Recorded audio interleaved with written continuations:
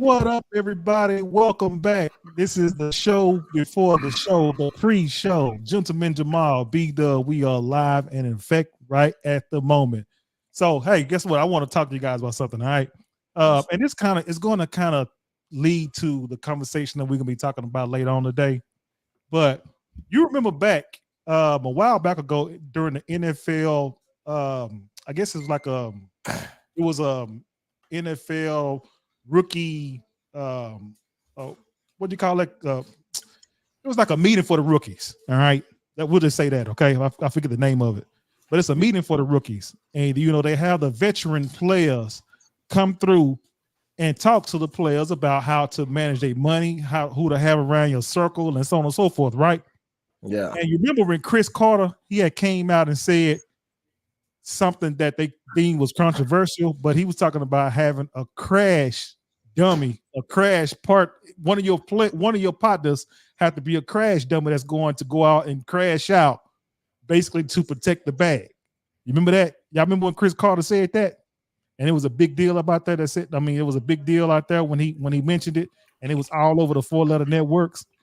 So let me ask you guys this: is it, do you guys think that Chris Carter was wrong for telling these kids about having a crash out partner, when you are a multi-millionaire athlete, that's a celebrity status, and you don't want to mess the bag up or whatever? Is it okay for a veteran player to come out and say something like that?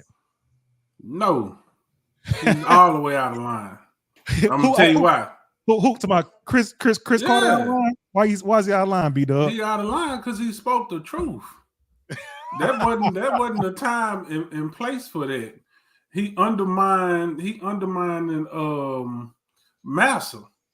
Yeah. They need these guys to do this dumb stuff so they can suppress it and use it to their advantage when they need to. When you not perform, they need to get you out of your contract. Then all of a sudden, something this happened. You know what I mean? Or when they negotiating, they can use that leverage against you and say, "Hey, we spent the bag keeping you out of the news when you did that little whatever." You know what I'm saying? So why don't you go and hook us up and give us a team friendly deal? Right. And we'll keep that on the low. So he but here's the thing though. Why does he have to tell them that? Their parents should have told them that. They circle should have told them that. Right. This is a difference between nowadays and back in the day. Not to sound young old, but back in my day, nobody had to tell you that. Right. Your OGs would have told you that. Like you don't mess up the money. That's the person that's got to pay the bail. He the one that's got to take care of the family when things go sideways. You don't mess up the money. And back in the day, and people say, well, all these players back then, we found out, they did this, that, and that. Yeah, you didn't know about it because somebody else was taking that charge. Somebody else was taking credit for that because they understood you don't mess up the bag. Right. I'm going to go do 2 years in prison. You going to go add another 2 years on your resume so you can get a bigger contract. Right. And I know when I come home, I'm going to be all right because my man going to take care of me. Right. We don't have that nowadays. So now you have to tell somebody that. Like that's the sad part is that it actually has to be said.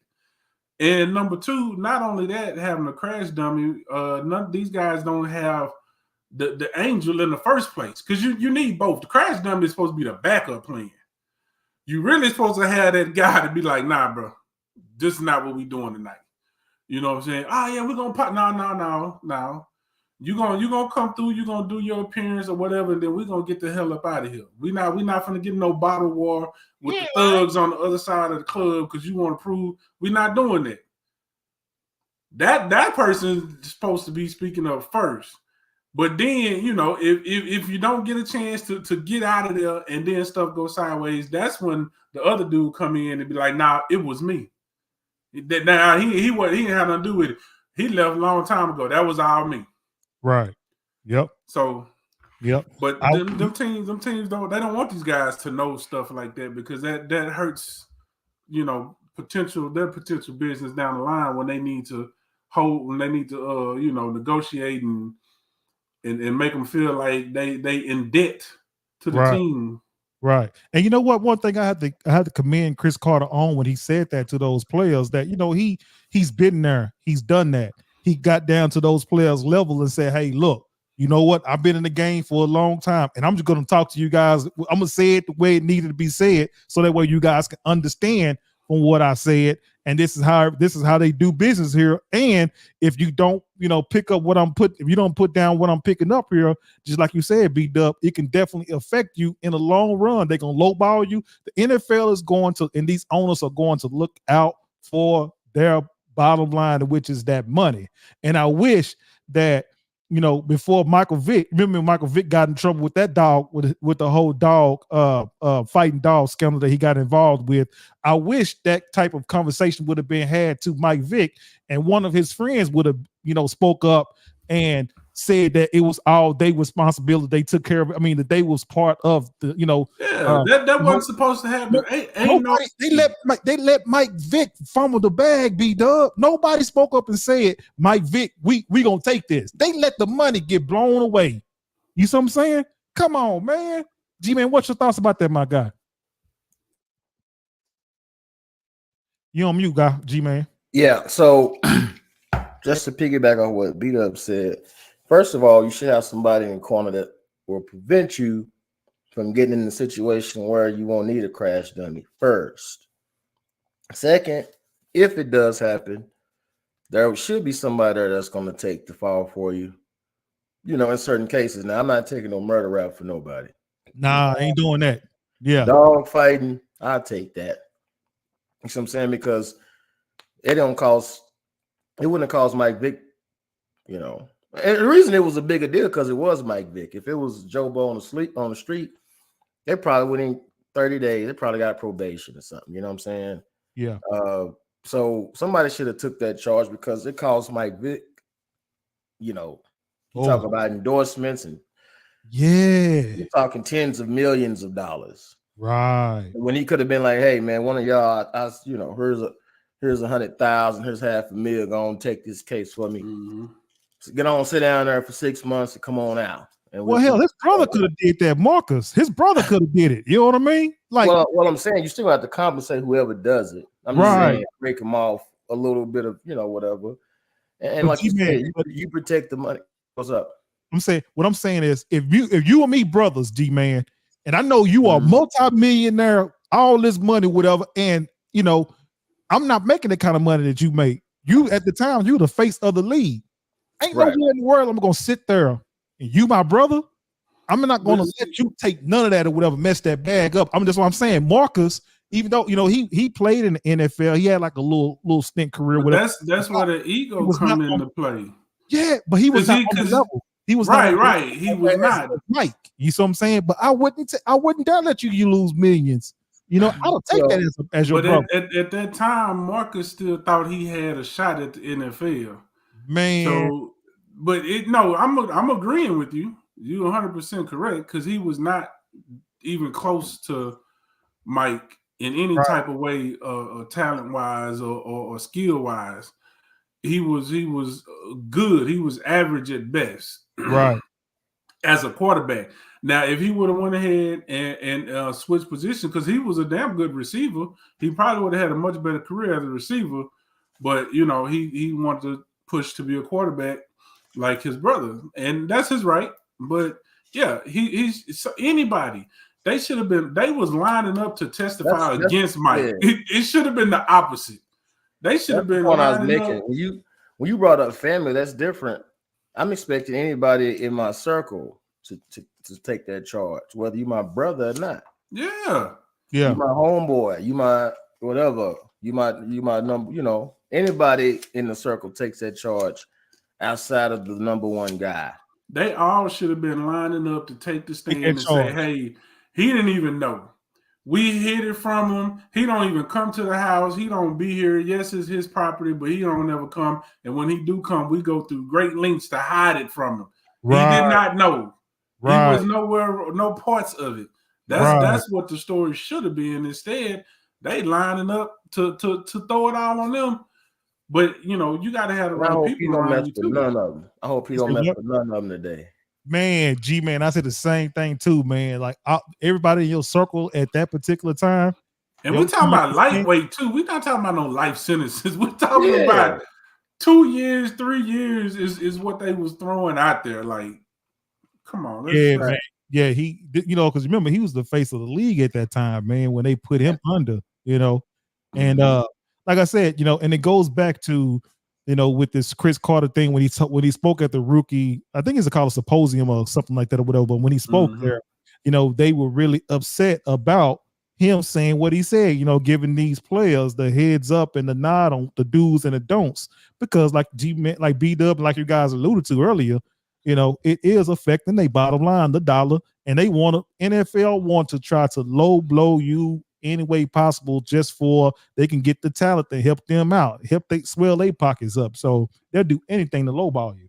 So you got to remember, NFL don't have guaranteed contracts. So anything I can use against you, if you're not performing like I need you to perform or how I thought you was going to perform, I want to go get the next hot thing. But I can't go get the next hot thing if I still got you under contract and got to pay you all this money. So that's when they turn to, you know, these type of things. All of a sudden, stuff comes surfacing. I use Deshaun Watson, for example. Allegedly, this stuff had happened the whole entire time this man was in Houston. And some of these masseuses were provided for him by the team, and never a whisper of it. But the very second he gets upset with ownership and hints at maybe he might not want to be here no more, now all of a sudden all of this stuff comes out. Now they able to get rid of him without paying him a third of what they should have been paying him. So they was able to save a crap ton of money and get rid of him because he wasn't happy here anymore, instead of doing the right thing and just keeping him involved, which all he asked for. All the man asked for is to be in the know of what type of players they trying to put around him. That's it. Right. It's not an unreasonable request for your QB1 to say, hey, you know, who y'all thinking about bringing in for skill players? But, you know. Right. Well, it is what it is. So, yeah, we're going to go ahead and start the show, you guys. Let's go. Let's talk about it. Let's talk about it. Let's talk about it. Let's talk about it. Ooh, let's talk about it. Let's talk about it. I want to talk about it. Let's talk about it.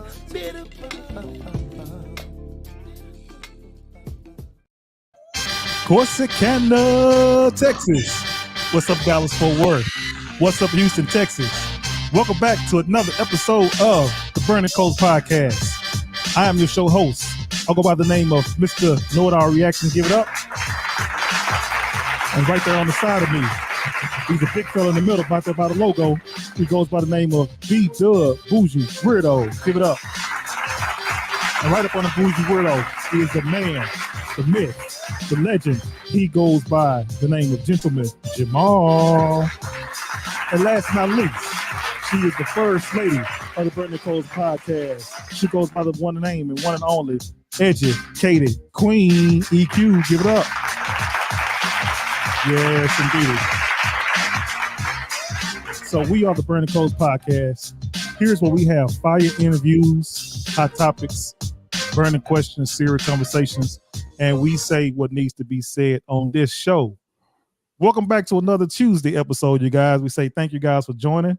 But before we get into the content, we got to make sure we lay down the ground rules, all right? So we do have a comment section.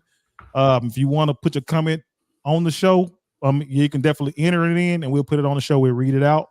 But if you want to be able to come on to the show and fire off your questions or give your shout-outs, or you want to give us some compliments, we have 2 streaming platforms available. We have a StreamYard platform for Facebook, and we also have a platform for YouTube as well. So you just click on one of those at the top of the comment section. We'll bring you on, and then we'll definitely take it from there. So that being said, now that the smoke is cleared and the dust is settled, gentlemen, another Tuesday. It is closer to Christmas, and we're gonna definitely kick it off pretty good. G-Man, what you thinking about my guy? Well, this is last episode before Christmas, ain't it? I believe so. Yep, believe so. Right. So Yep, I right got on. Merry Christmas. Merry Christmas. Merry Merry Christmas. Christmas. Merry Christmas, everybody that that celebrates it. At the very least, spend time with those that you love, and hopefully you don't overspend, because everybody has a 2024 goals of saving money and yada yada yada. We're gonna start that again. I'm ready for the holidays to be over. Damn right. So Right. B-Dub, what's your thoughts over there, man? How's it looking over there, my guy? I mean, another day. Christmas is just another day. Yeah. Yep. I ain't gonna spoil it for nobody. Go out there and get all your toys and all your good stuff. Right. I'm like you, B-Dub. Like, it's I'm more interested in just spending time with family. I don't celebrate. I don't care nothing about getting no gifts or giving or receiving. I just don't care nothing about that at all. But it's nice to see family. I can see family every single day. And making sure everybody's good and and their health and things like that. So, that's what I look forward to that. And it just don't have to be no holiday, for me to feel the way about your people and your friends as well. So it's just friends and family and everybody just been able to come together.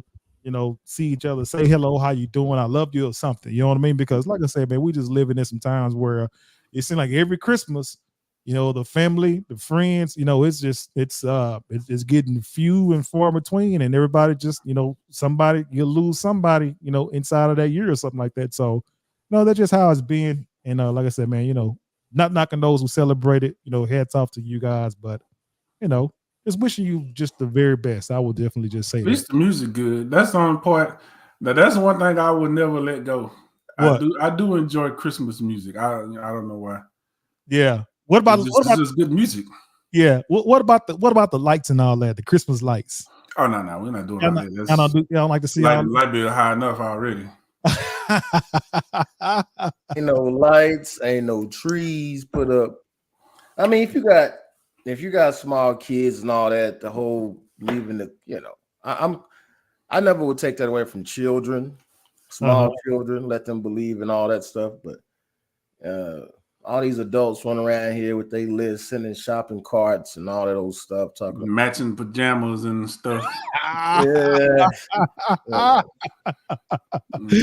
Yeah. I mean, even the matching pajama. If you and your lady, I'm cool with that, but I ain't cool with everybody running around, adults who know it ain't no running around here talking about what they want for Christmas. And I'm, me, I am Scrooge. I am the Grinch. Anybody, I've always been that way, and I'm gonna keep being that way. Yeah, I'm ready for it to be over. Yeah, the Scrooge and Grinch and all that wrapped in one, huh? Wrapped in one. All of it. And Riley. Yeah. Riley from the Boondocks. Oh, Hey, what you owe? Right. Have you guys ever participated inside like the Christmas tree, what you call it, make a wish or whatever at the, at the Christmas tree ceremony thing? Have you guys ever done that before? Mm-mm. Neither have I. Yeah. Yeah. No, I've volunteered before, which I think is cool. I mean, if you really want to get in the spirit of, I think that's what everybody should be doing. But I've never done anything that related to no trees or any type of ceremonies or nothing like that.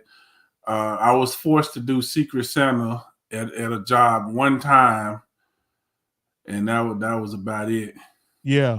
What about the elephant, the elephant gifts? What'd you call that? The white elephant or whatever. Elephant, yeah. All that stuff that you don't need. You might get some a crystal ashtray or something you don't even smoke. You know what I mean? Well, yeah. If you're a black father, you're gonna get some crap anyway, just like on Father's Day. But yeah, we don't do it for the gifts. The real men, we don't do it for the gifts. But you know how it is. Right. Like why do I need a lawnmower or something like that, a weed whacker or something like that on Father's Day? You trying to tell? But your mama will get a nice, necklace or some type of jewelry and nice outing at a restaurant, a nice fancy restaurant. But daddy get some work socks. Work and if you do get tools, it don't even be no good tools. It be the Walmart brand. Right, man. you use that drill one time and the motor burn up on you. Yeah. That's how the world look at the man, though, man. The man, you supposed to get out there and work. You don't got time. You don't take no time off. You get no days off being a man. Look, G-Man over there laughing. Damn right. Oh, man. Anyway, you guys, man, we thank you guys for joining the show. We got Will Melvin in the house. What's up, Will Melvin? How are you, my guy? Appreciate you for joining in.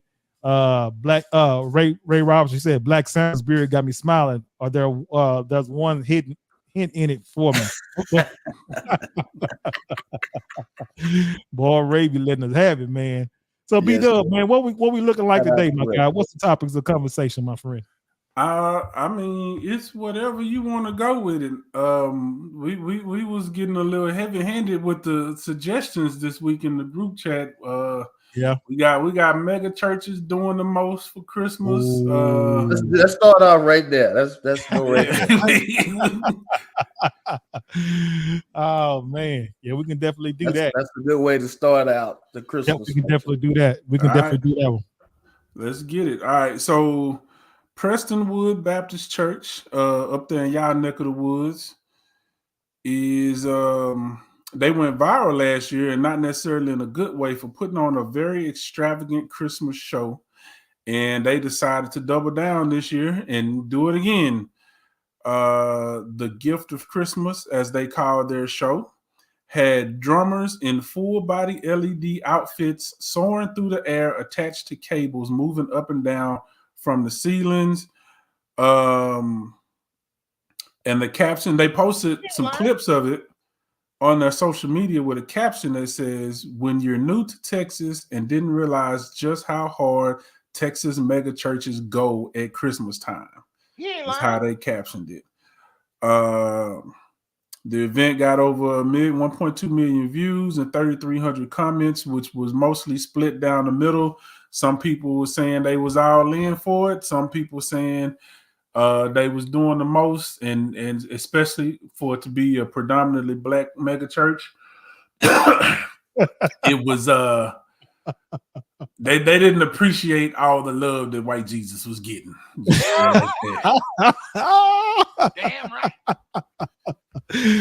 G-Man, say, man, you know what? When I saw that video, man, where's the video? Man, I don't know if that, because they got this thing on secret. It's on secret. You really don't really see a lot of videos of what on it, whatever, because it's mostly just pictures and very short clips. It's just pictures, man. They probably told people do not show videos because they got to sell this. They want people to come and take, to come and see what they don't put together, because it's all about the dollar. That's why you don't really see a lot of videos surfacing out there. I saw a video of it somewhere. I thought we had a video. Ooh, how did you get that? Because boy, I think I might have found it. Okay, hold on. Okay. You got it. Let me see if I can. You guys gotta check this out, and you guys tell us in the comment section what you guys think about this church. Can y'all see it? Yeah. We can see it. You gotta put it on. I can't see nothing. I'll put on this. Hold on. Let's see. All right, there we go.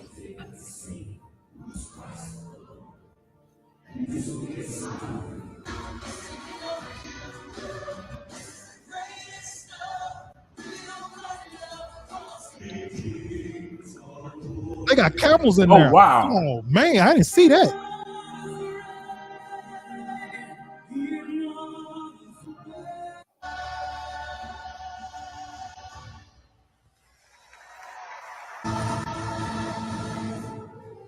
Them boys brought the zebras out.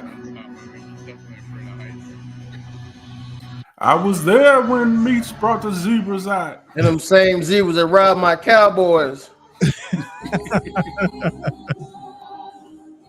Wow, they got like a little Disney. Man. So this is what's the name of the church again, B-Dub? East, is it Prestonwood, Prestonwood Baptist Church Prestonwood, that's up in Plano, North in Dallas. Plano. So in Yes, Plano. sir. Yeah, I believe it's in Plano. Yeah, So big, G-Man, huge B-Dub, church. Yeah. it is. What you guys thought about that or whatever, man? What you guys thoughts about it? Well, I mean, I'll be quick because my thoughts is the same as how I feel about Christmas in general. Like that's all unnecessary.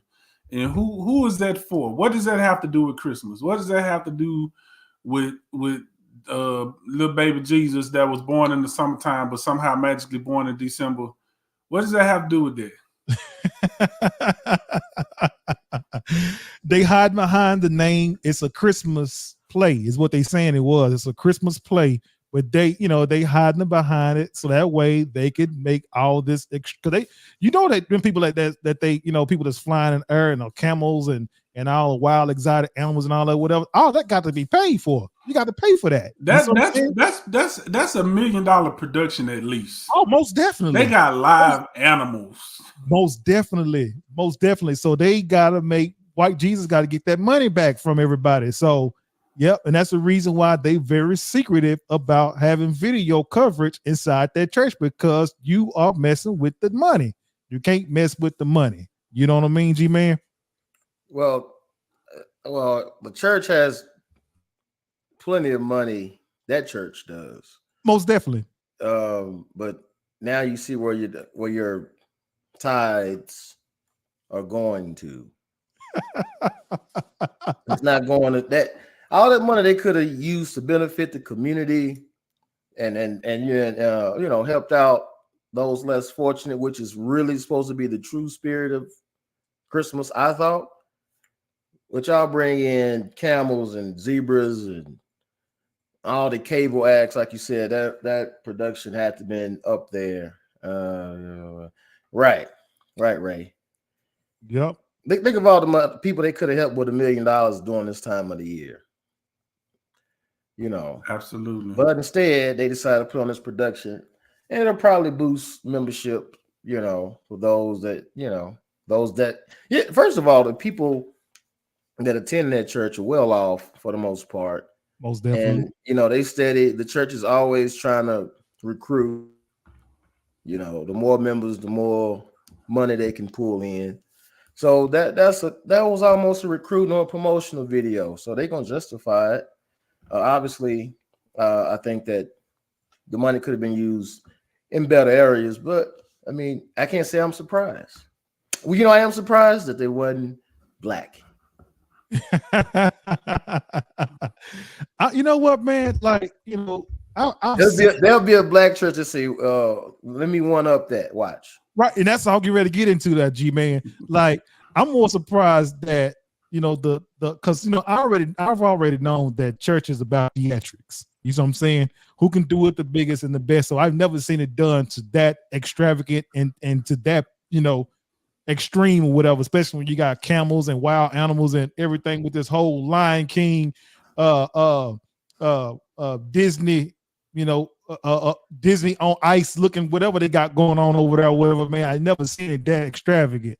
But church has always been a show, and like Ray Lana said, well, it's never been the reason for the season. It's never had been like that at all. It's all about the money, it's all about the dough.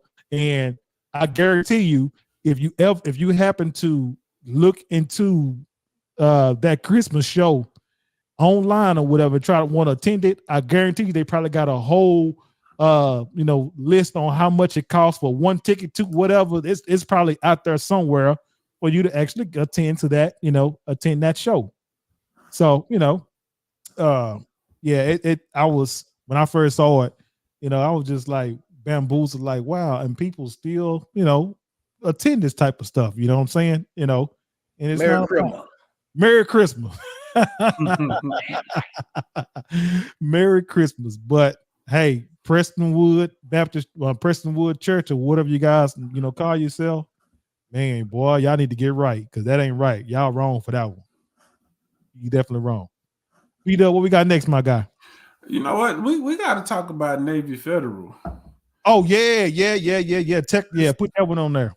Yep. This is something major because they're being accused of not properly. Oh no. Not properly or bad lending habits, put it like that. They trying to make America great again in their own type of way, if you know what I mean. Right. Because apparently Navy Federal has approved as of from 2022 up until now, 75% of its white borrowers, white people who came in asking for money, 75% of them got approved, whereas less than 50% of black people who have come in have gotten approved. Now you say, okay, well, there's a lot of factors into that, and that's true. But what was found out, that some of these comparisons, when they were doing apples to apples, you had black families with a household income of $140,000 getting denied, whereas white families with a $62,000 average income were getting approved with similar credit profiles, meaning pretty much same credit score, debt ratio, all of those things, all of those factors were similar. But the black family was making more than double the white families, but yet the white families were getting approved and the black families were not. So they're under investigation right now. Of course, they have denied these claims, and they have just they didn't say who, but it just said that they recently hired a prominent civil rights attorney to do some deep diving and I guess investigating. Basically, they done bought him a black face to try to clean it up. I wouldn't be surprised. I wouldn't be surprised if that's who it was. They're gonna do the same thing that Wells Fargo did when they went and got TD Jakes. That's what they finna do. They finna go and get Creflo Dollar, probably what's the name of that dude? Tony Evans. They finna go get somebody to fix this one. I can guarantee you that. It's definitely gonna happen. Because like you said, B-Dub, when the news broke about Navy Federal and them, not giving out black loans. And I saw the video where this man that was the African man, I think he's Nigerian or something like that. Guy got great credit. His score was good, got money saved up. His credit profile was extravagant, and they did not get this man a loan. He's military too. And I thought that Navy Federal, I thought they were really, really great about giving veterans, loans. But it turns out that they're just pretty much the same as all these other banks where, when it comes to giving loans out, they pick and choose who they want to give loans to. That's the part that hit for me, because I'm like, they're specifically for veterans. Veterans, right. Of all military branches, not just the Navy, but any branch of the military, veterans and their close family, their immediate family. So it's like, bro, like the veteran, I can go fight to keep your buildings and your money safe, and you can't even loan some of it to me. Nope. Even when I got the credit, even when I got the income, I still can't get a loan. But you want me to go out there and protect your freedoms and keep your building safe and keep your money safe. Like that's crazy to me. Like if it had been a regular bank, I don't think it it is what it is. I would still be upset. But it's like Navy, like, come on, bro. Like, because this is what we're talking about. We're not talking about regular people. We're not talking about scammers getting turned down or whatever. We're talking about military people.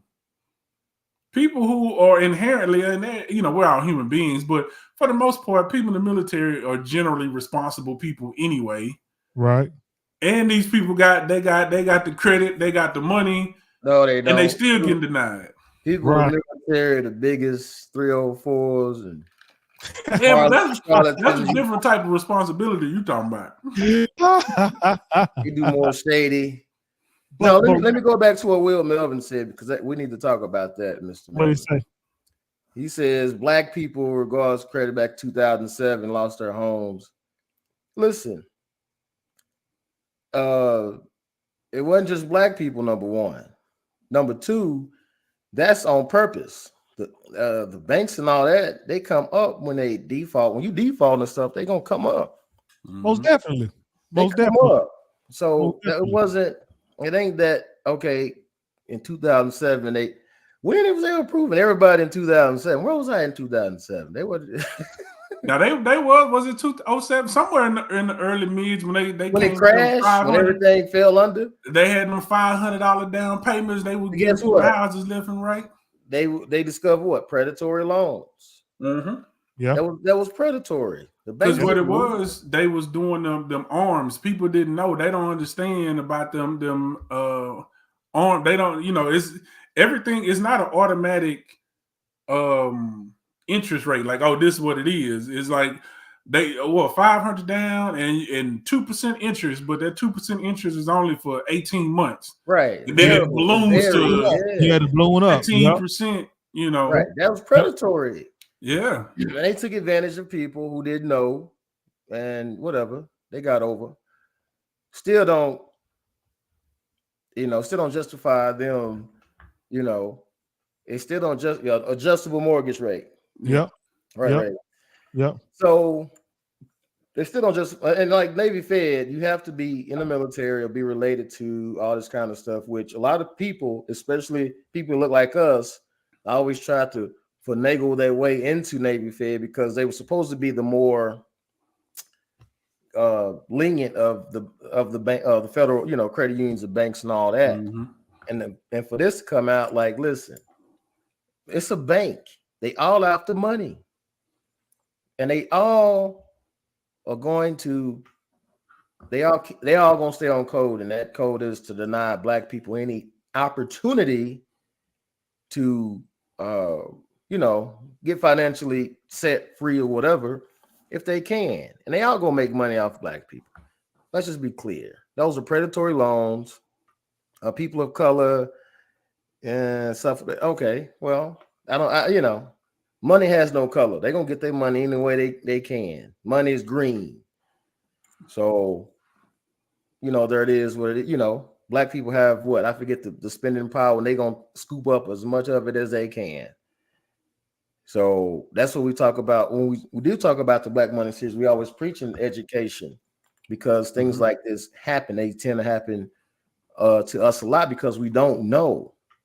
But here's the thing though, G-Man, though, even though we don't know, and that's in anything when you don't know, you got the predators that's lurking around to score off of your not knowing. You know what I mean? Like everything happened with these loans with supposedly, allegedly with DJ Envy and all these guys with these different loans and things like that or whatever, man.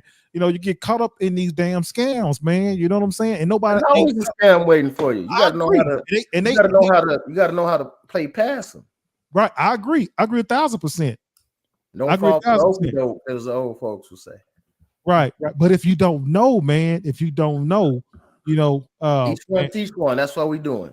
Right. But it's this whole thing with Navy Federal, it's a bad look for them, and they're gonna do the same thing like Wells Fargo did. They, like you said earlier, they're gonna go and because when you start talking about Black folks, that's and Black folks being mistreated, it's a trigger word.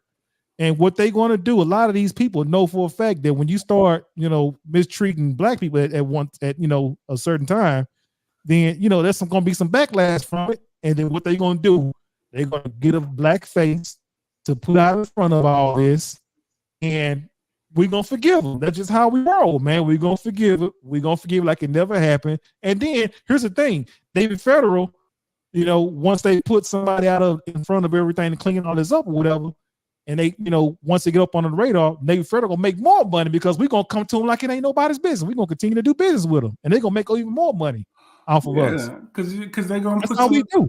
Huh? They're gonna put some mixed people on their commercial, some biracial people on their commercial, and they're gonna offer some special finance rates to Black people, whatever. Yep. And they're gonna do it for a short period of time, whatever. They're gonna make that, they're gonna do everything in good standing, and then they're gonna go back to treating you like crap, like a lot of these banks do. That's what they do. All of them. Oh, right. A lot of them. Tell me one that don't. They all have to get that money. Right. So G man, you know what? Speaking of that, so since you said that, whatever, man. So you know when stuff like this happens to our people, it did like imminent that all these millionaires and billionaires that we do have, you know, from celebrities all the way down to, you know, you can just think of anybody who got some money. Why come we just can't do like the Black Wall Street?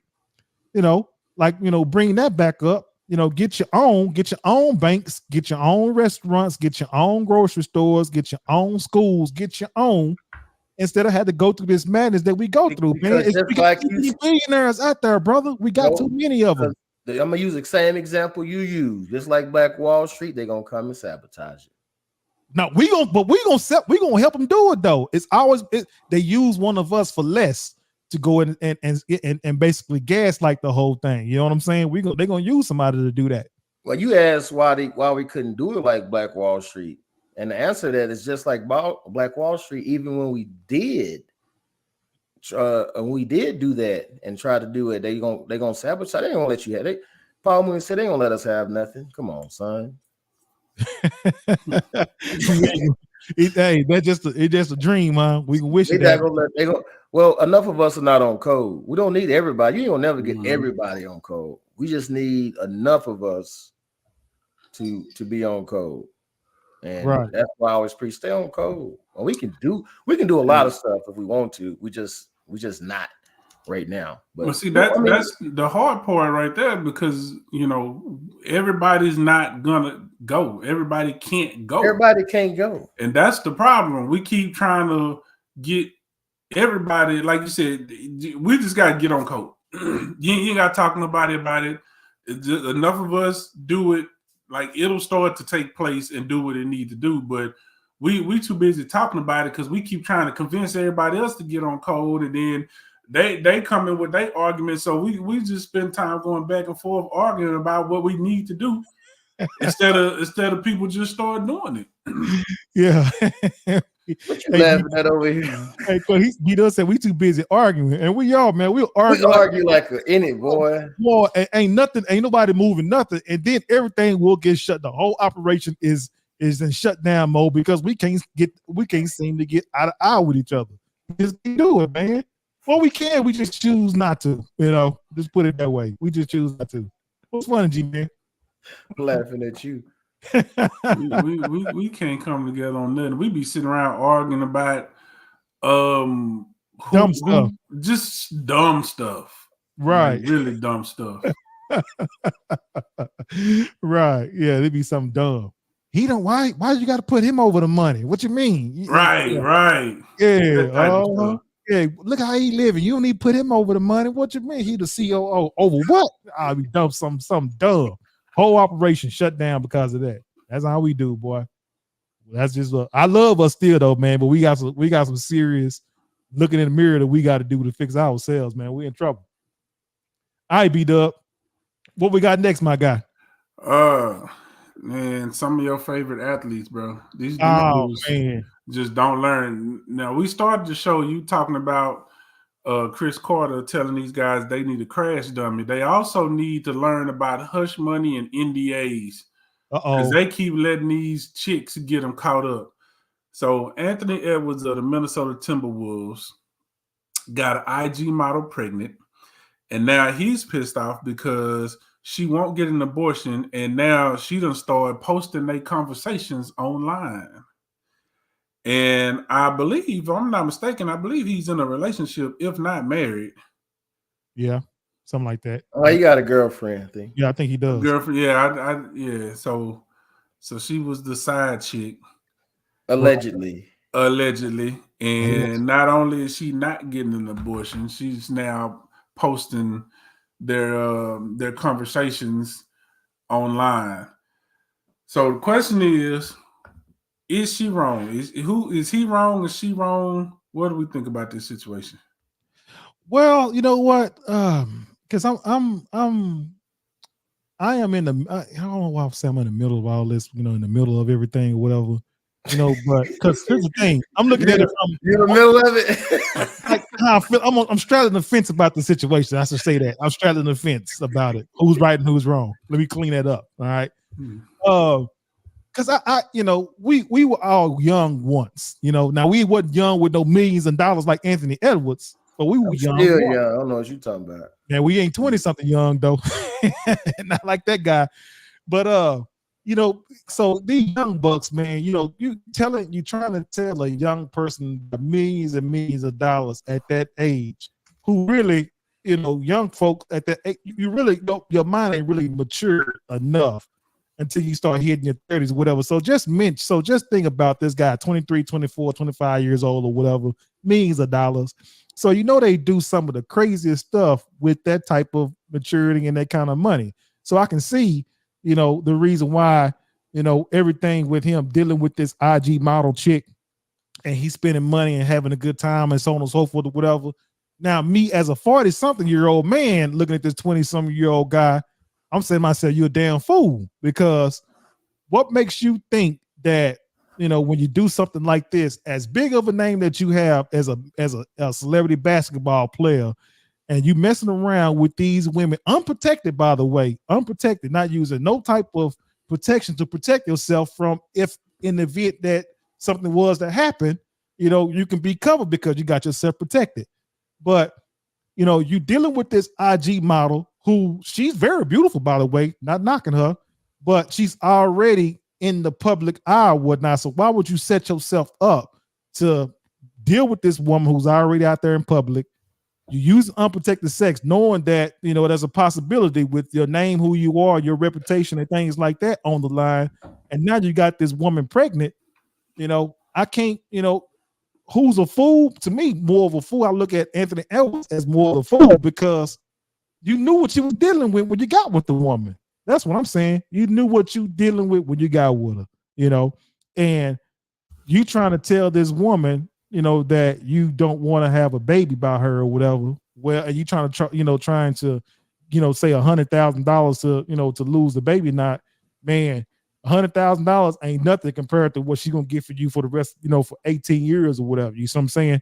We're talking about a lot of money a month. I mean, yearly, just because you chose to do what you did. Yeah, that's just bad business. Unless that was her intent, was to just get a quick bag. I'm not taking no 100,000 when I got about 10, 15, 20 million bubbling in my belly over the next 18 years. Man. But sometimes these dudes don't know, because I'm gonna tell you this how these chicks be getting these dudes. Social media has created such the perfect storm for scamming. Because these chicks get on here, they post these thirst traps, they get all these followers, and everybody, this is the biggest misconception. People think that popular channels are automatically monetized and making a lot of money. Yeah. So it's easy to fake it and say, boy, ain't nobody tripping. I got 800,000 subscribers, and I this and this and this, and these idiots, because these dudes are young, they young, dumb, and full of what. And they look at it like that, and they're dumb enough to believe these lies of like, oh, she ain't tripping, she got her own bread, she does that. Like, no, fool. That's just for you. That's a front for you, so you can lower your guard. So when y'all do y'all thing and you wrap up and you take care of business, and then when she wake you up in the morning talking about, ooh, that I could go for another round. And you looking in your wallet and all your condoms gone, and you like, she ain't gonna try to trap me, because she got her own money. She got 800,000 followers. She good. She don't. And it's like, no, dummy. Right. And these women, they go through great lengths, man. Like they literally have classes. People teach classes on how to manipulate and finesse men with money. Like, it's a real thing.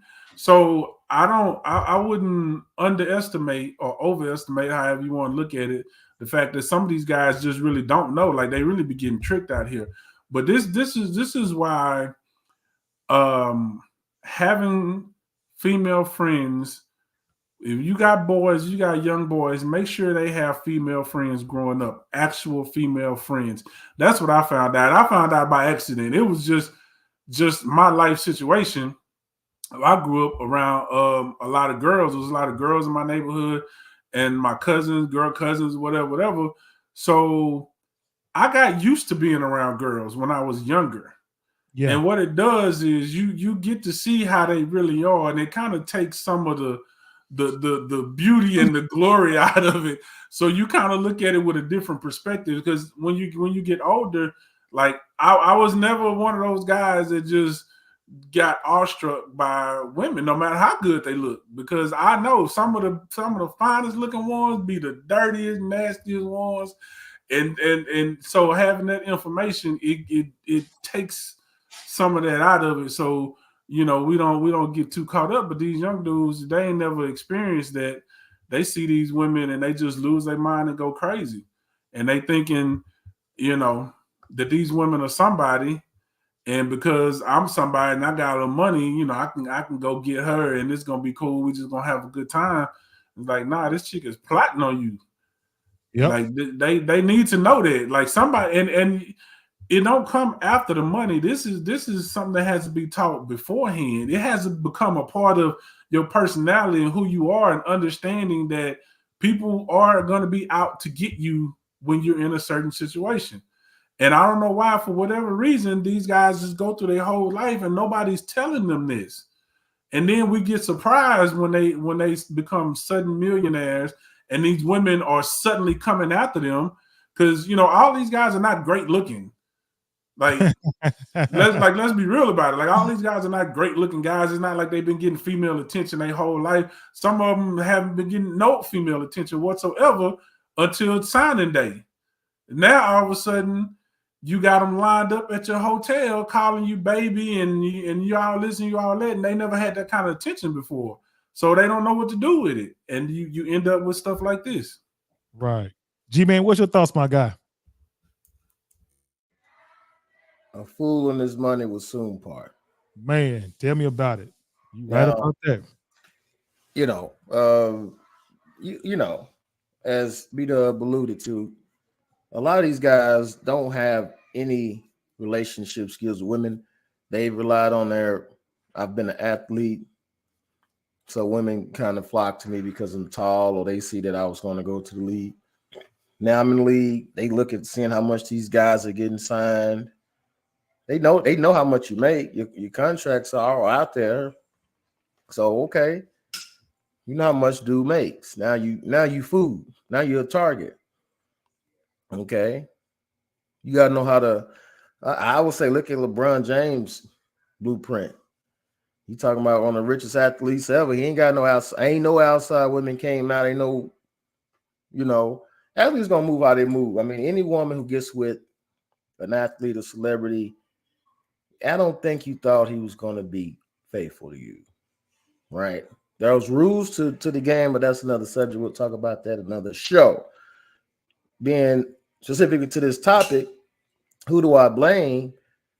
It's your wood, right? You put it in her, right? And now you're trying to fix it. Okay, let me throw you 100,000 and make it go away. All right, like B-Dub said, why would I give up 100,000 when I know I got a couple million in my belly? But that's foul. I mean, it's all about the money. They don't understand the fact that these women don't like you for you. They like you for that check that the league is writing you. Mm-hmm. And when you talk about Chris Carter teaching, if the older athletes teach the young athletes the game, and I think there's been enough footage that they should already figured it out. You should be moving a little differently. But anyway, I hope it all works out for the best, Yeah. And that's all I can pray, because it's a mess. I mean, it's a mess. You got a girl, she pregnant. You got the size chick, she pregnant. She's blasting you all over the place.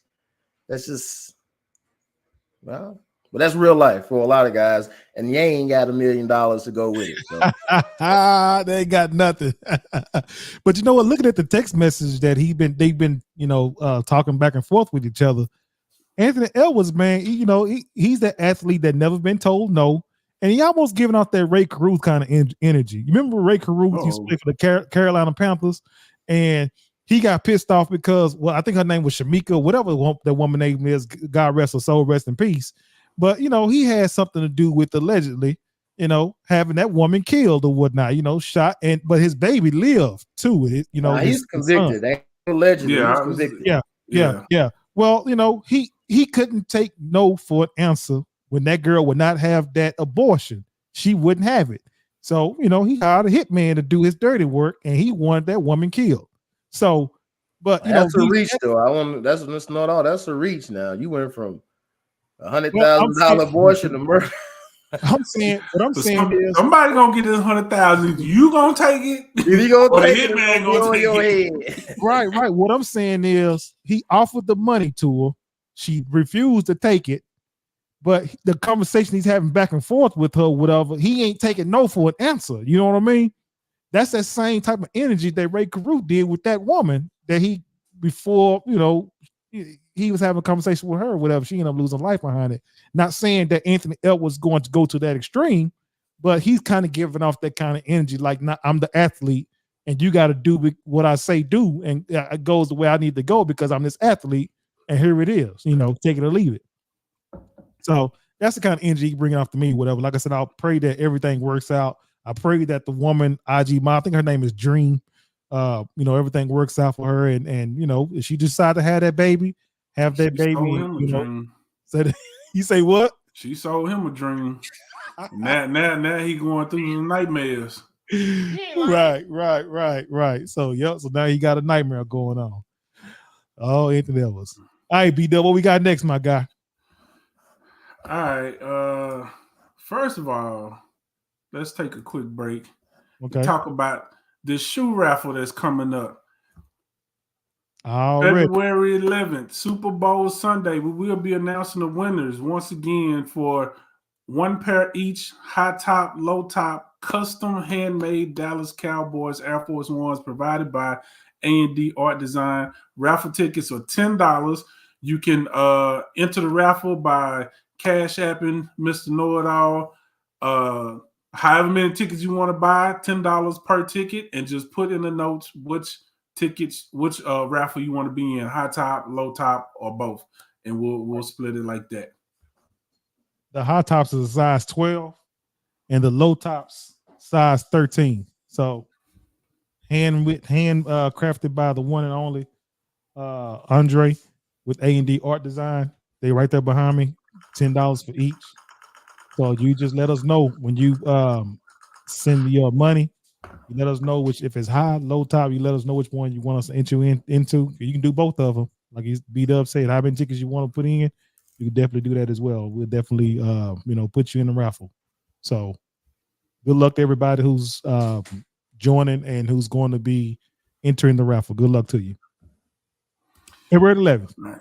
So we'll finish up with this. Your favorite guy that you love so much, Mr. Charleston White, was recently arrested on animal cruelty charges. Oh, man. Yeah, I don't know what's going on with that. Animal cruelty and aggravated assault with a deadly weapon is what he was charged with. This happened yesterday. And he was hit with 1 count of animal cruelty and 2 counts of assault with a deadly weapon. His total bond was $31,000, which I'm sure he's probably posted that by now. And so let me see. Cruelty to non-livestock animals and failure to provide, aggravated assault with deadly weapon. So I'm not sure exactly what happened, what he allegedly did, but he did something with some animals that wasn't cool and he got arrested for it. Right. Let me see if I can.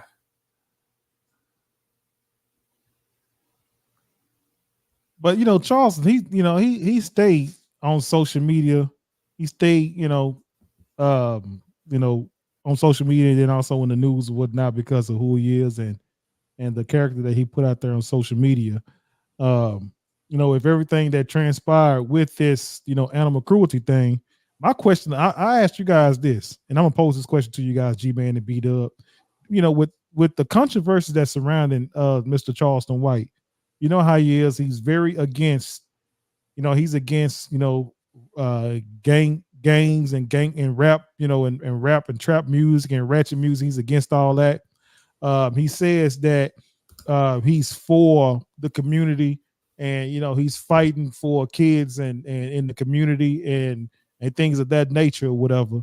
But when he does these little rants and these antics on social media, do you guys really believe that he's really invested in community and doing community work, or you just think he just all talk? G-Man, what you think? I mean, that's your homeboy. I mean, you have to, you would know more than I do. I would say Charleston White says a lot of true things. I agree. He does a lot of trolling. He says a lot of true things. So I don't know what this current case is about.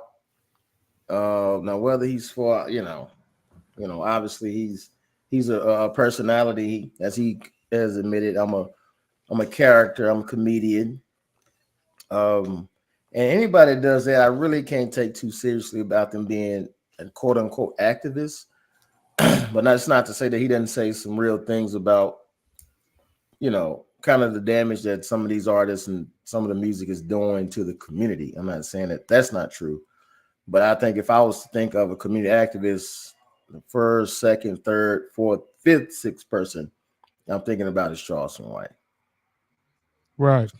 Because a lot of stuff he be saying that he be involved in, he be talking about. I'm just saying to myself, he seems like to me, it just seemed like he's trying to put a resume together to make it seem like he know exactly what the hell he's talking about.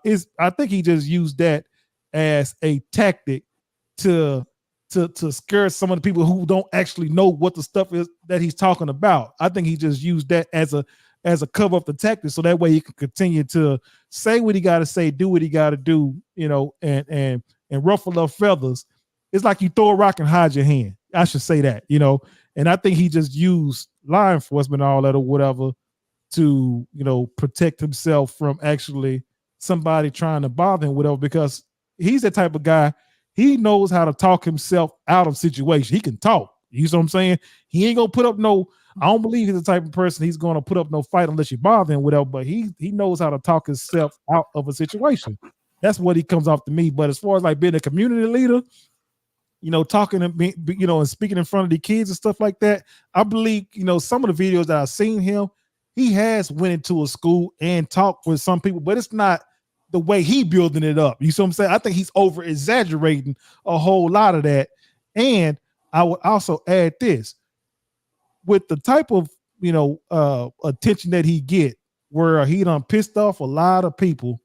Why you, as a person who, let's say for instance, own a school, or you're a principal of a school, or you're an individual that, run a warden at a jail, whatever. Why would you want to bring somebody that already have a lot of, people that really want to cause harm to him? Why would you want to put that inside your school, that somebody want to cause harm to this guy? Why would you want to bring that inside your place of business or your school? That's why I'm not buying that. You see what I'm saying? Oh, I can answer that question, because you have to look at it. So anybody that's in that position, they have to look at the message and the messenger. And if you believe the message is strong enough and need to be heard, and it's more important than the messenger, then you're gonna make that move. And his resume is legit. Like there's footage, there's documentation of him going into city council meetings and advocating for certain things. And like he said back, when he wore the button-down shirt and the bow tie, nobody listened to him. No, he was out there, So from his perspective, and I'm not defending him in any kind of way, I think I'm pretty much in line with everybody else who agree that the things he says are mostly very valid and very true, but the antics and some of the stuff that go along with it, is maybe not necessary. But he believes it's necessary, right? So in his mind, he feels like he's putting the medicine in the candy, right? So I'm gonna talk to you the way y'all talk, and it's a very valid point, because everybody talks about his delivery and how he's doing this and doing that, but nobody's saying that about the people that, like, the issues that he's talking about. Like you have no problem with a rapper saying, I'm gonna cheat on your daughter and I ain't gonna never admit to it. I ain't gonna never say I'm sorry. And F all these hoes and I'm gonna put a Molly in her thing and go have fun with that. Like we don't have an issue with that. That's just music. That's just music. Oh, it's just entertainment. It's no big deal. Even though our kids are emulating this behavior, we fine with it. But when he say F these ends and this and that and whatever, but he's actually putting some real knowledge into what he's saying, but he's saying it aggressively and saying, you know, F Deion Sanders or F Martin Luther King or whoever he's talking about. Oh my God, you know, that's so wrong. That's so wrong. You shouldn't say it like that. You are this and this and that. So it's like we really kind of proving his point because we might not like it, but we listening. We didn't know that dude, like he said, we didn't know the dude with the button down and the bow tie. Have no idea who that guy is. Didn't care. But the guy with the hoodie and the nanny boo boo chain and get all animated and all this. Now we listening. And now we having conversations like we having right now where you got people saying, hey, listen, yeah, he a little out there and crazy, but I believe in what he's saying, and what he's saying is real, so I'm gonna roll with it. But then you got other people saying, nah, he's just disrespectful, he cooning, it's antics, he don't really mean it or whatever, and somebody need to do him something. So, but regardless of what side of the line you on, we talking, we having conversations, and maybe something good will come out of those side conversations.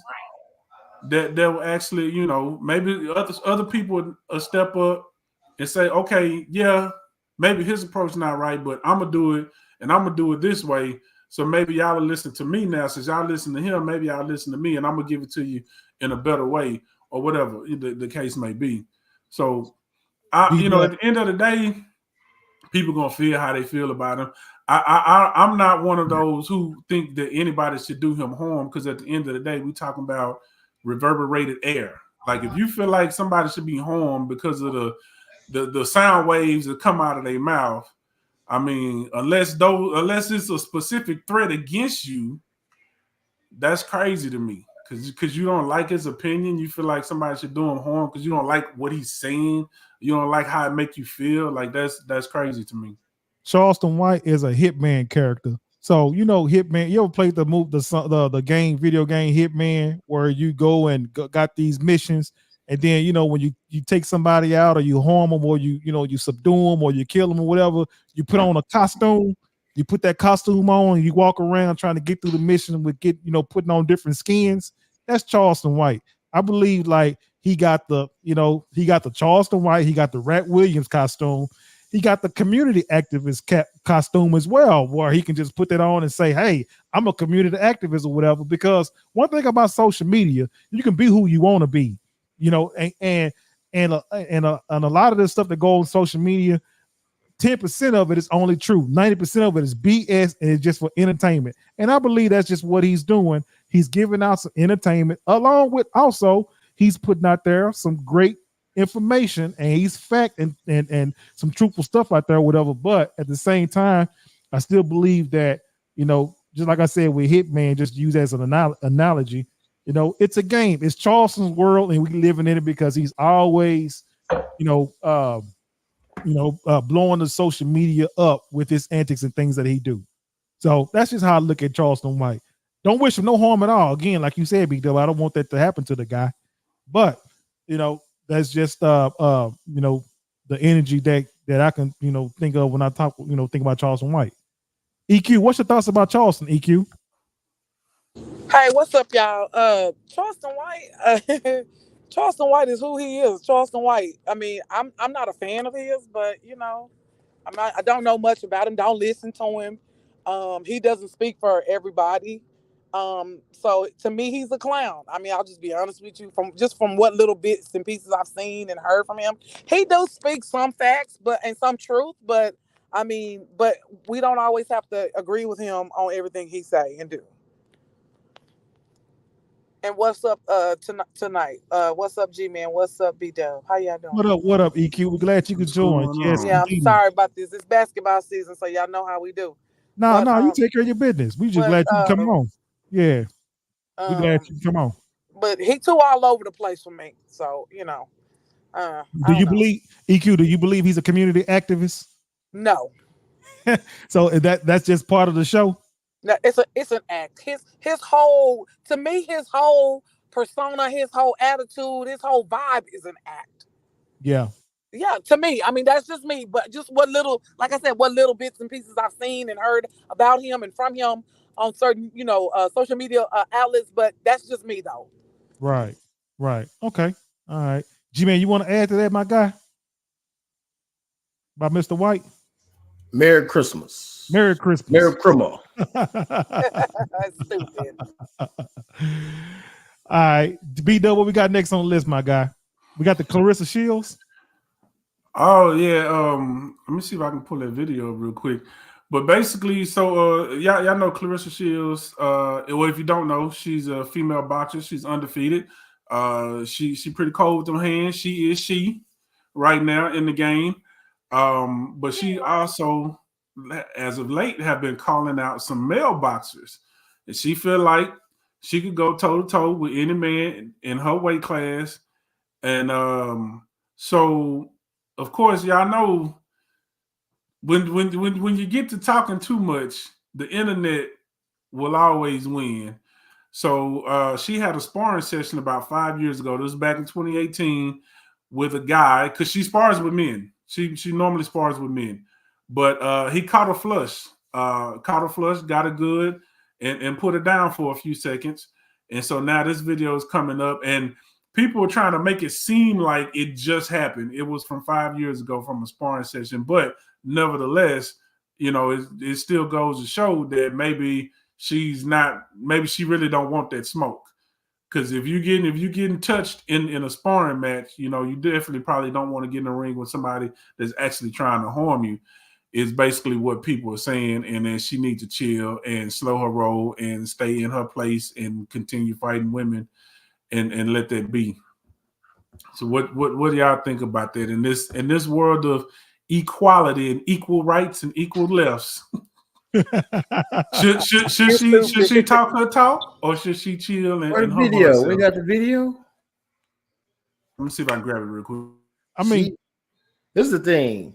I'm never for men and women competing in combat sports. I'm just not.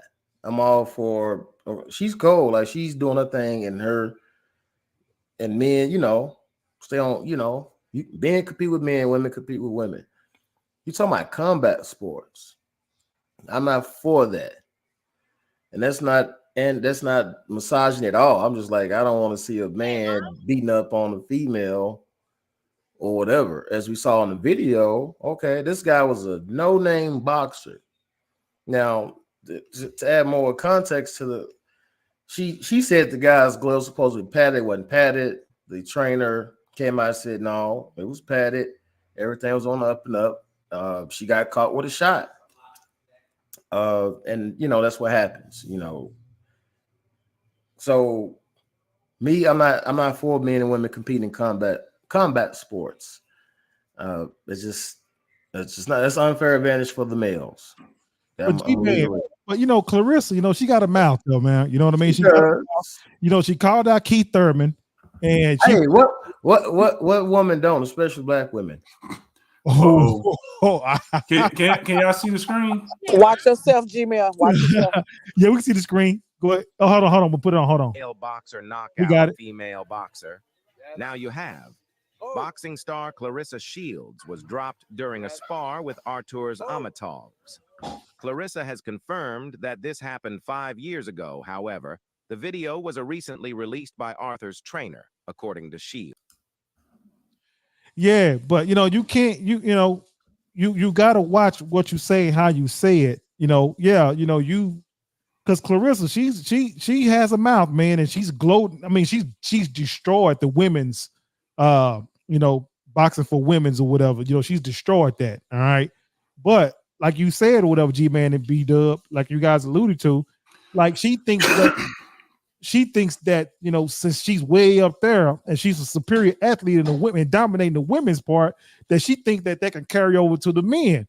And I'm under the assumption that I don't believe that she can take on a man who's maybe fighting in like an amateur league or what. I don't think she can take on a man like that. I think she'll knock you out, Mr. Man, you crazy, boy. Yeah, I definitely I'm sure there's plenty of men out there that she probably could beat, but I think they would have to be in a lower, like it couldn't be even. Like if she had 147, they'd have to be like 135 or something in an amateur. But it would be hard to find because this guy that she was sparring with, he only had 6 professional fights and he quit boxing. He was a tomato can. That's what he was. He was a tomato can. Yeah. But I don't have a problem with it. I love it. I think she should talk her talk. I mean, I don't think any guy's ever going to take that fight. But the thing about it is, why is Mayweather a billionaire?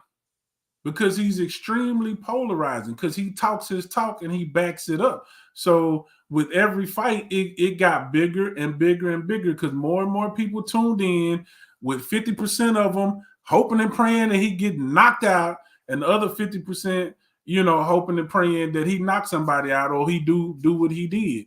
And that's how he made his money. Like if you a boxer, you're supposed to have that type of confidence. And she's crossed over. She's got a couple of MMA fights under her belt as well that she did pretty okay in. She definitely got to work on her ground game and her grappling, but obviously she's an experienced puncher, so that's her strong suit.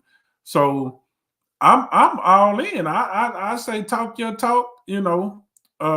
Everybody gets caught. Dude caught her flush. She could say whatever she want to say about the padding and the gloves. I think that regardless of whether it's true or not, I wouldn't have put that out there because it does kind of make you look like you make an excuse. Sore loser. Uh-huh. Like, it happens. Right. She was because apparently, during that session, she started going pretty hard on the old boy. So he's like, all right, he caught her. It happens. It happens to the best of them. So I think she keep talking her talk. And what I would really love to see, this will probably never happen. And if you're not, really into women's boxing, you probably don't know what I'm talking about. But Alicia Baumgardner, she's about 3 or 4 classes down. But I think if Clarissa was willing to come down about 10 or 12 pounds, and if Alicia Baumgardner was willing to go up 10 or 12 pounds and they meet in the middle, I think that would be a great fight. But other than that, I don't have a problem with it. The only thing I have a problem with is that she tried to make an excuse about him taking the padding out of the glove. That wasn't a good look on her behalf. But other than that, I'm all for it. Right. I hear you, B-Dub. Hey, we got a special guest on the show, Mr. Will Melvin. What's up, man? Big Will. Big Will. Oh. Hey, what's up, guys? Man, what's going on, Will, man? What you got, my guy? I just wanted to chime in on the Clarissa Shields thing. Okay. The whole situation. If you actually look at that video, that dude actually pulled the punch and still knocked her out, which is crazy. He pulled it. If you look at it right when he hits her, he pulls it. Because I boxed, so I actually noticed that. I was like, wow, he pulled it and still knocked her. Right. So the strength differential between men and women is huge. Like back in the day, I used to date this chick. She was a power lifter, right? Uh-huh. So she was talking about she was in the gym. She was like, yeah, I just hit my PR for the bench press. And she was like, yeah, I hit 135. And in my mind, I thought she said 235. Like my mind corrected it. And I was like, wow, that's pretty big. That's pretty slow. 235. And she was like 235. Hell no, that was 135. And in my mind, I was like, damn. Like that was the first time I realized the strength differential between men and women. I knew men were stronger, but I didn't know to what degree. Right. So as far as strength, athleticism, I'm very much middle of the pack. I ain't gonna lie and try to say I had some Al Bundy shit going on in high school. I was very much middle of the pack as far as athleticism. And when the first time I touched the weight, I was 12, and I put up 135 at 12 years old with no muscle, about 105 pounds. Yeah. All 105 pounds of me put up 135. You know, Right. granted, I played football and stuff, did push-ups, blah blah blah. You know, but still.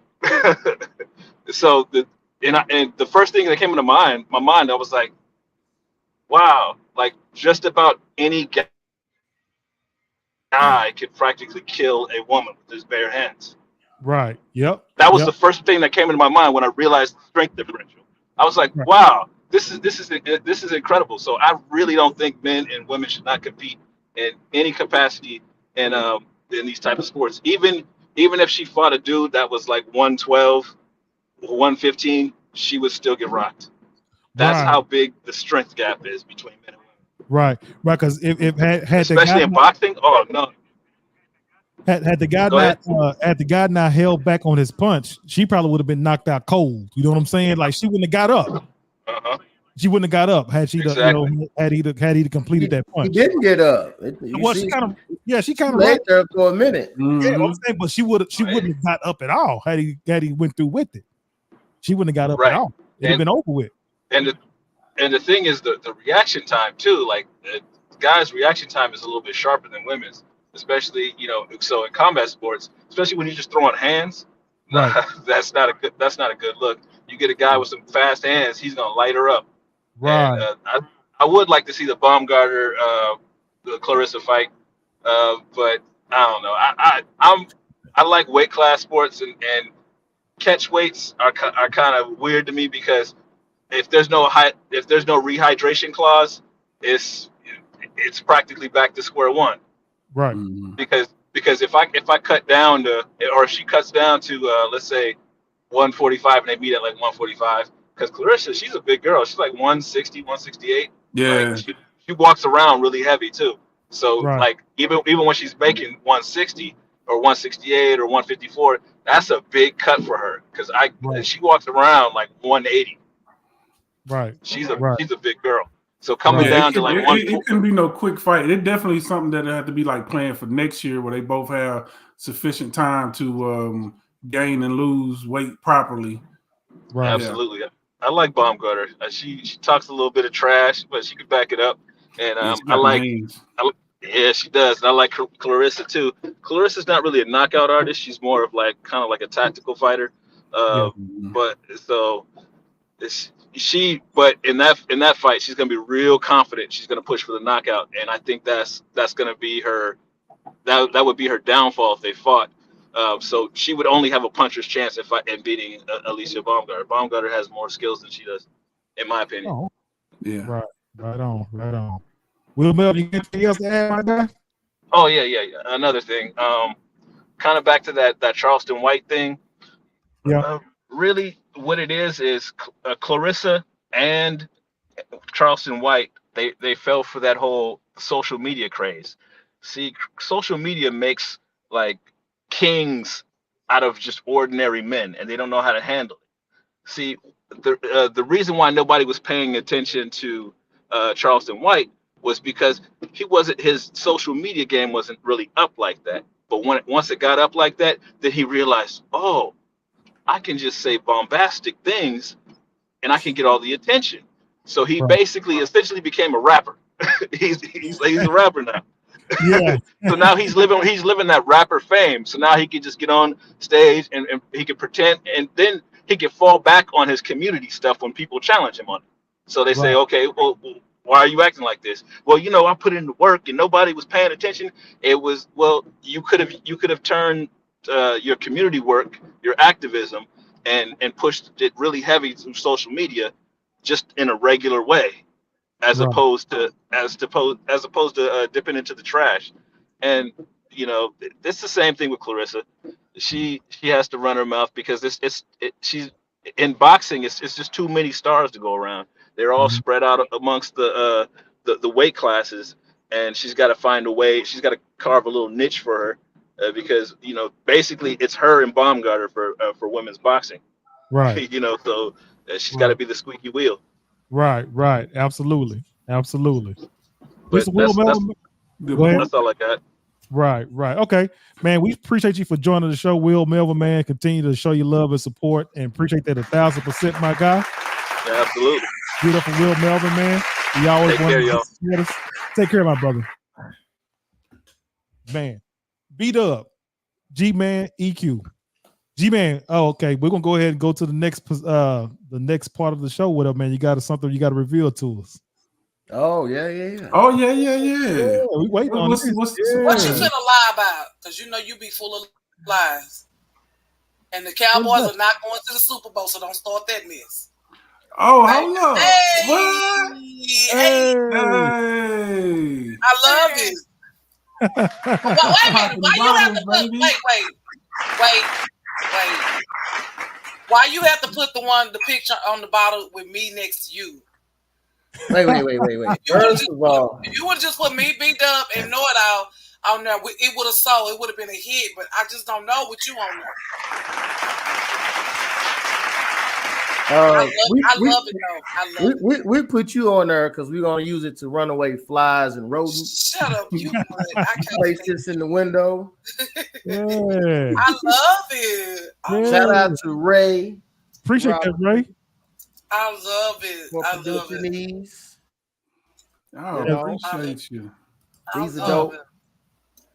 And we are going to autograph a bottle, and we're going to give one out during the Super Bowl. So y'all make sure y'all come to the Super Bowl party, Super Bowl day, MLK in the can, Clarissa County MLK Center. Make sure y'all be there. We're going to be there live during that time. So we'll release details as we get closer. Where my Cowboys will be there. You know what I'm saying? But Dak buying everybody tickets. We them boys. Yeah. Yeah, but that's what I want to show you. Yeah. That's right.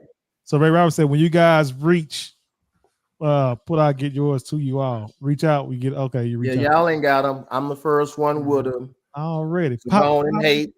I'm gonna pop bottles.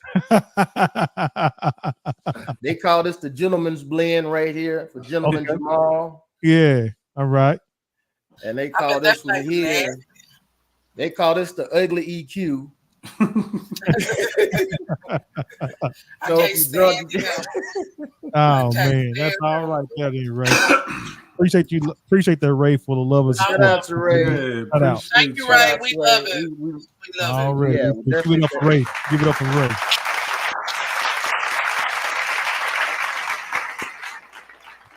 All right, you guys. This is gonna conclude another episode of the Burning Coals podcast. Let's go ahead and go out with our concerns and our shout outs, y'all.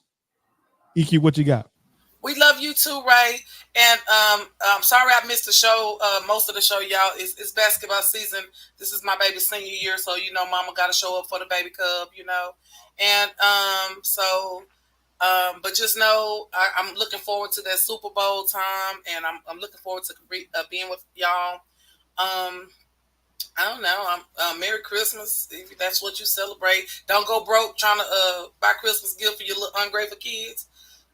Pay them light bills and the rent and all that stuff first. Pay all your bills first. Go buy groceries for Christmas. That's what you need to do. Anyway, I love y'all though, for real though. Already. G-Man, what you got, my guy? Oh, and just FYI, it was celebrating the 75th episode bottle. Already. Yep. Give a round of applause for that as well.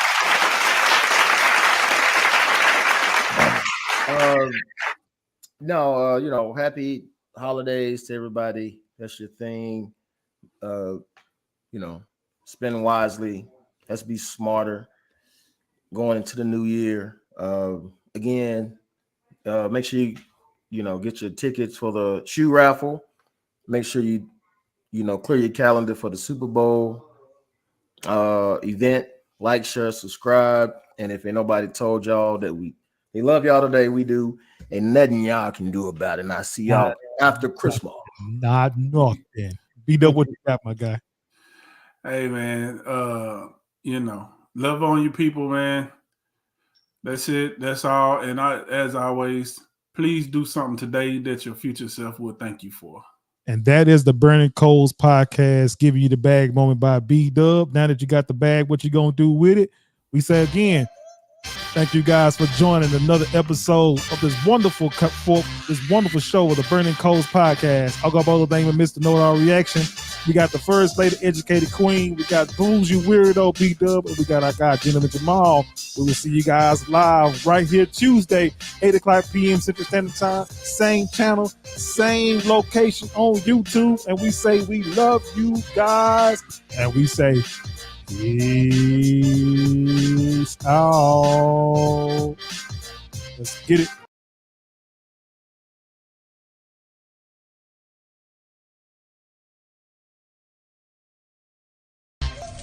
Thank you once again. Shout out to all the day ones, the day twos, the yesterdays, and todays. We appreciate you joining our show tonight. We hope you enjoyed it. We had a lot of fun doing it, and we'll see you next week.